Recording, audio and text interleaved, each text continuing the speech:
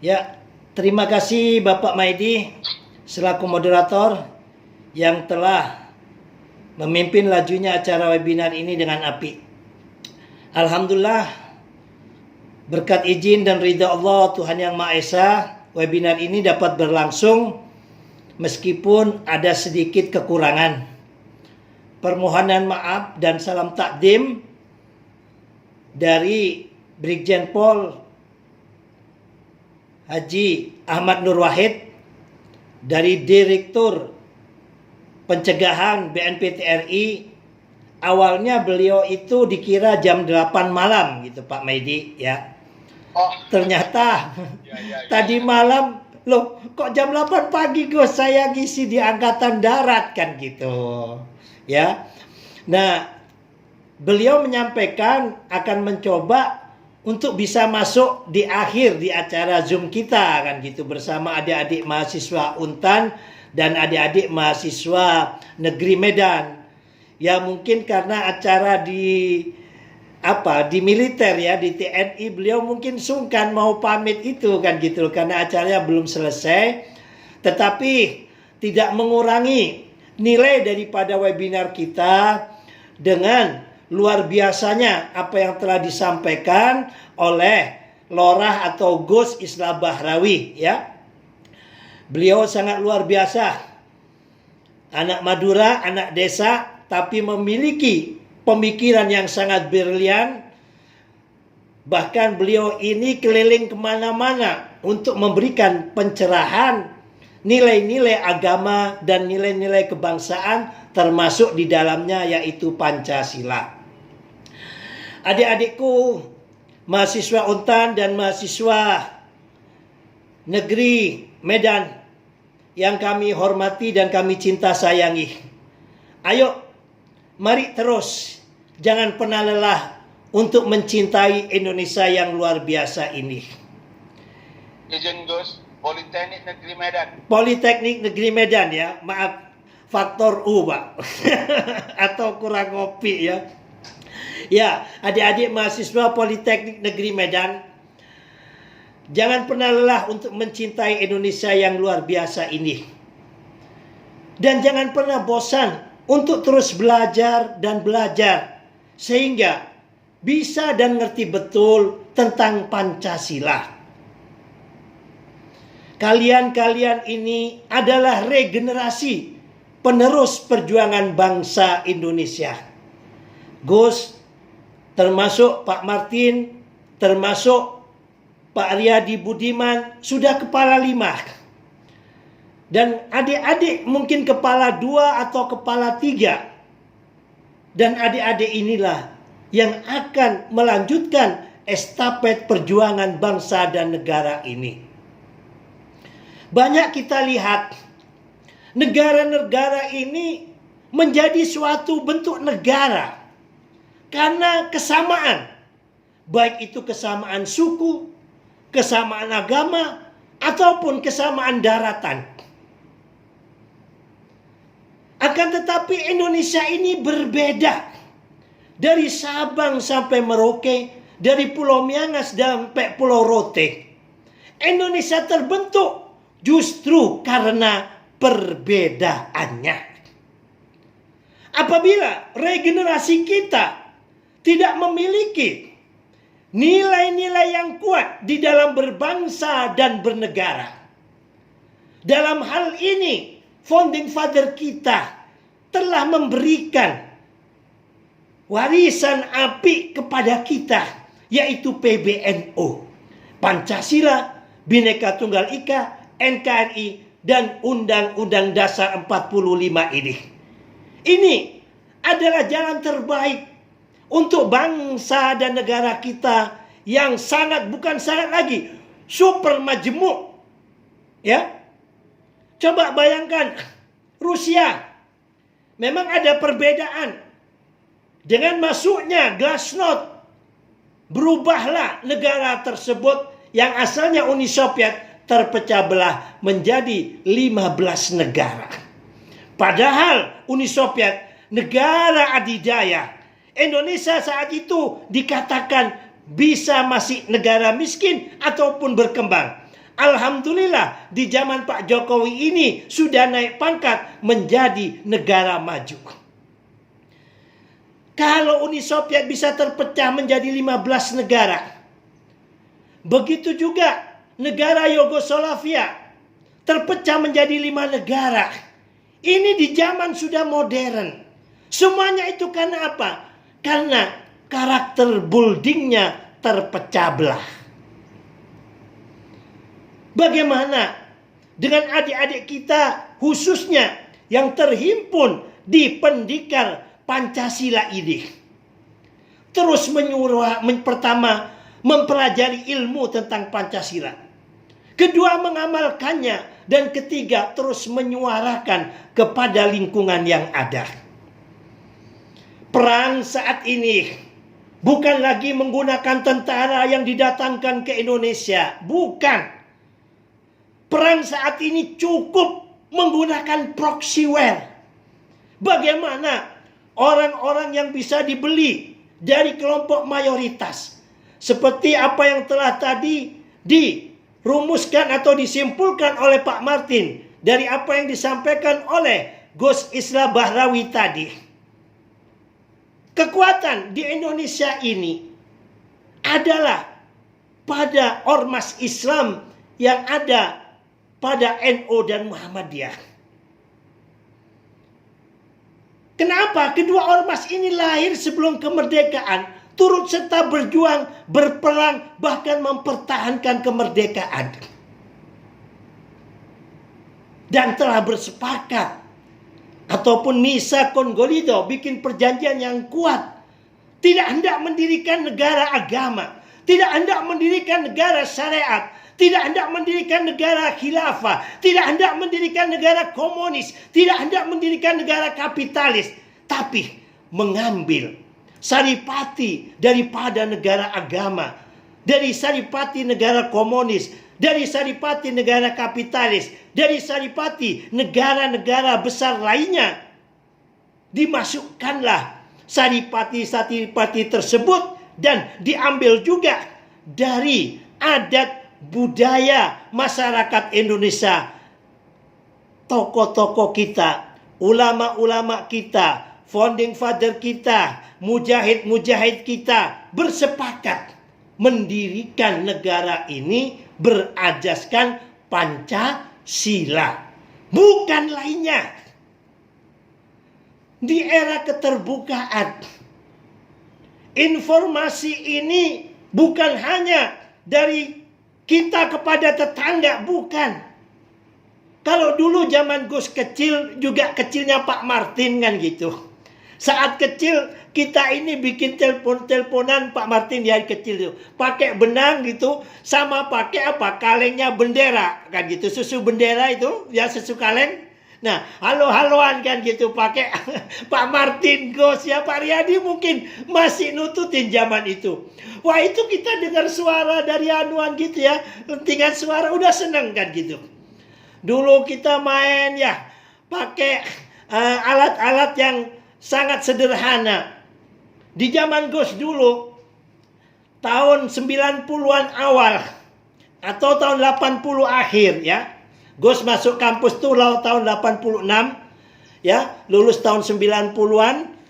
Nah, itu punya mesin ketik sudah luar biasa. Sudah ditarik sama organisasi HMI, PMI, udah diroyok. Apalagi kalau punya EBM, mesin ketik EBM. Wah, itu sudah anaknya kaya raya kan gitu. Anaknya bos. Wah, sekarang ini mesin ketik jadi bahan ronsokan. Begitu juga mesin ketik listrik atau IBM. Informasi saat ini, detik ini, yang ada di Amerika, yang ada perang di Ukraina, tinggal kita ketik nama perang saat ini, apa yang terjadi di Ukraina, ceklek, asal punya paket internet, sudah kita dapat baca. Begitu juga halnya adik-adik kita ya yang di mahasiswa ini kepingin hijrah menjadi umat atau umat beragama yang lebih baik. Apabila tidak ada guru pengawas, asal ketik saja untuk mempelajari agama, Baik itu Islam, Kristen, Hindu, Buddha, Konghucu ataupun Katolik.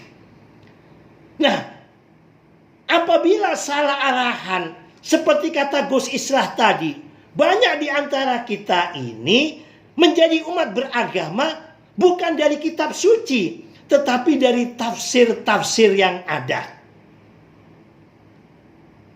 Pesan dan saran Gus, seperti moto di dalam agama cinta dan juga tadi disampaikan oleh Gus Islah Bahrawi. Apabila ada ajaran-ajaran yang mengajarkan kebencian dan permusuhan, sudah, nggak usah itu di-share, tidak usah dibaca, di-delete saja. Ya, di mana ada cinta, di mana ada kasih, di mana ada damai, disitulah imanku berada.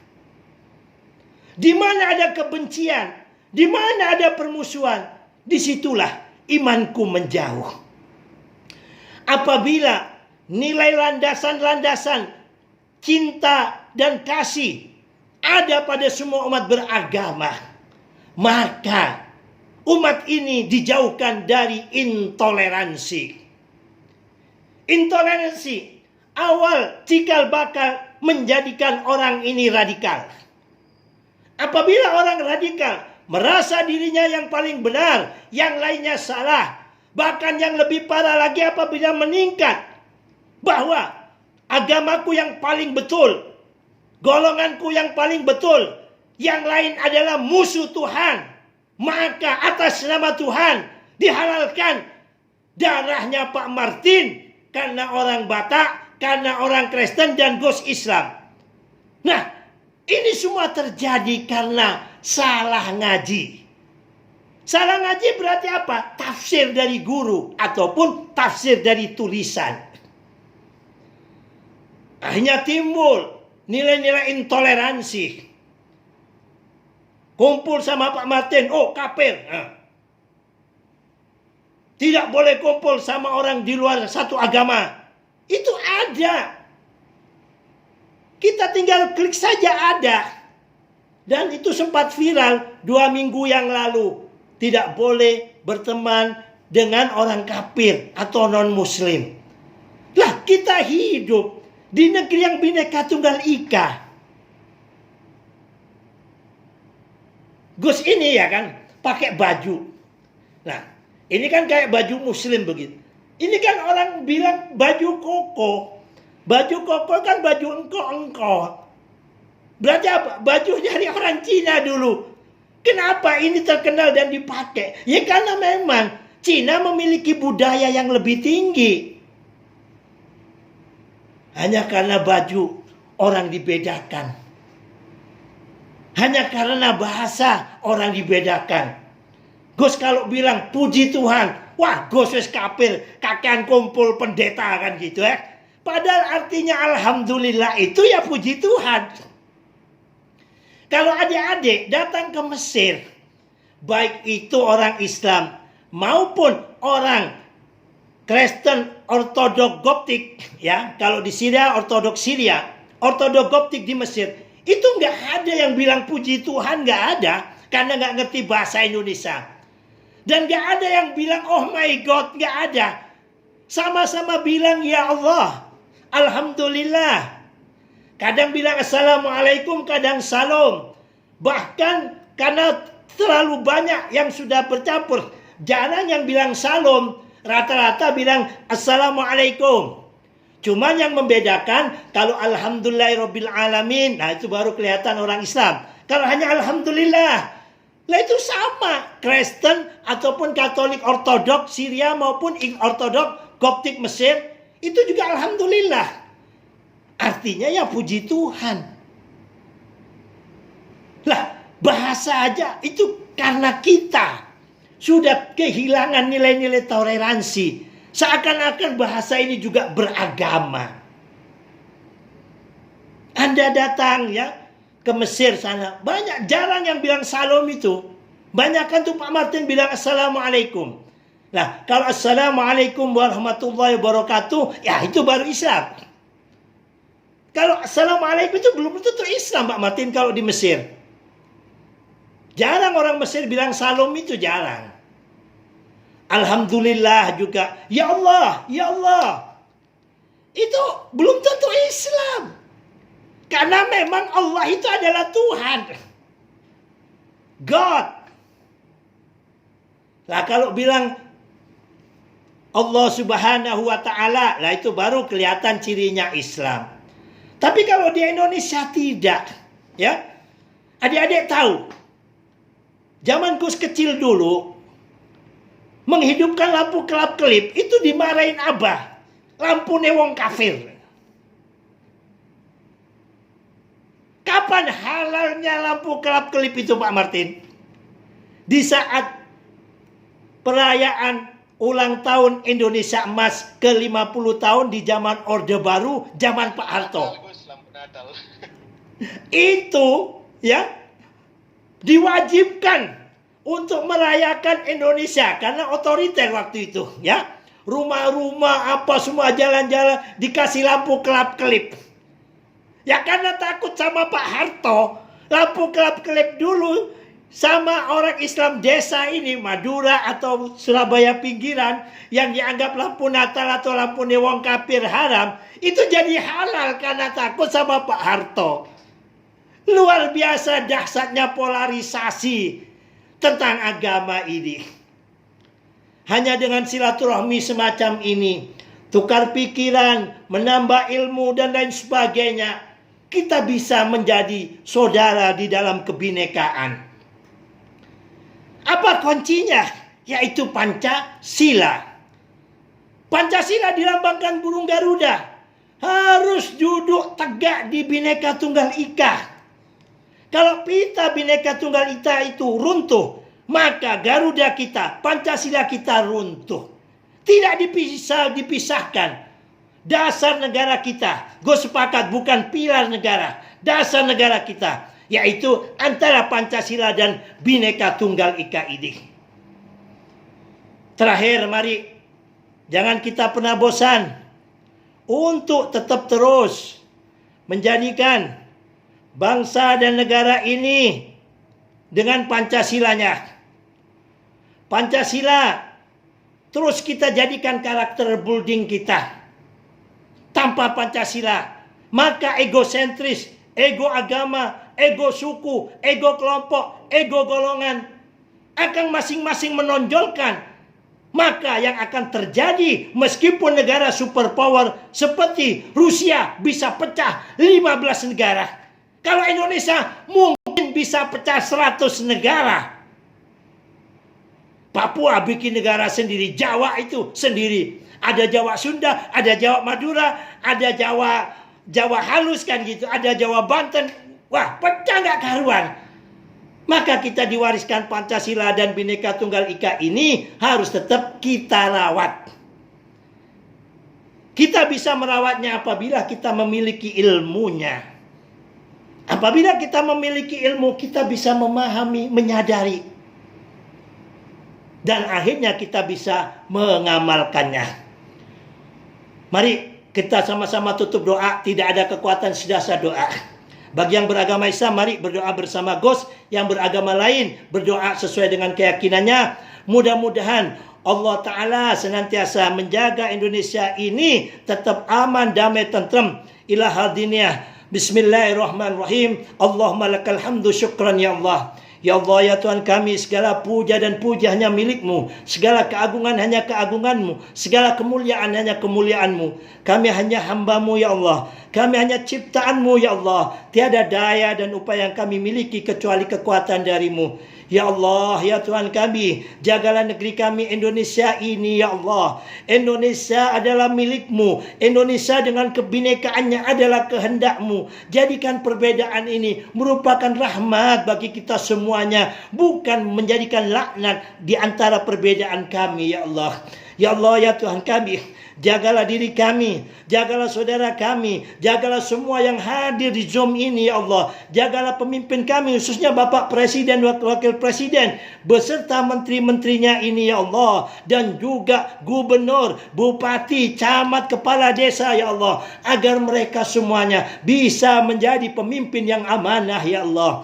Kami yakin ya Allah, Kau berikan Indonesia ini kekayaan seperti Kau teteskan surgamu di Indonesia ini ya Allah. Semua kekayaan ada. Apabila pemimpin-pemimpin kami, mulai presiden, menteri, sampai ke kepala desa, semuanya bisa memegang amanah, maka negeri ini bisa menjadi negeri yang baldatun tayyibatun rabbun kufur, negeri yang gemah ripah, lo jinawi, murah sandang, murah pangan, murah papan, toto tentrem ketora harjo. Rabbana atina fid dunya hasanah, fil akhirati hasanah wa qina adzabannar. Wa akhiru da'watina alhamdulillahi rabbil alamin.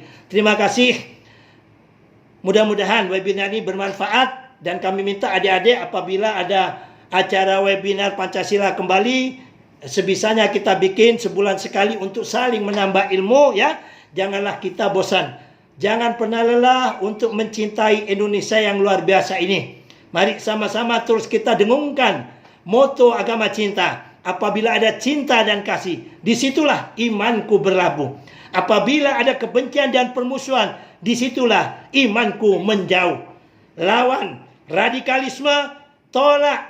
Lawan terorisme, lawan radikalisme. Toleransi, yes. Intoleransi, no way. Assalamualaikum warahmatullahi wabarakatuh. Gus, kembalikan kepada Waalaikumsalam. MC, moderator ya, silakan. Mungkin Terima kasih. Pak Mehdi memberikan closing statement itu, Pak Riyadi. Pak Riyadi, bagaimana? Kapan-kapan Brigjen Nur Wahid kita tunggu untuk yang bulan depan. Untuk Habib masih ada, sudah masuk? Tidak ya? Baik. Peserta webinar sekalian, kita tutup acara webinar.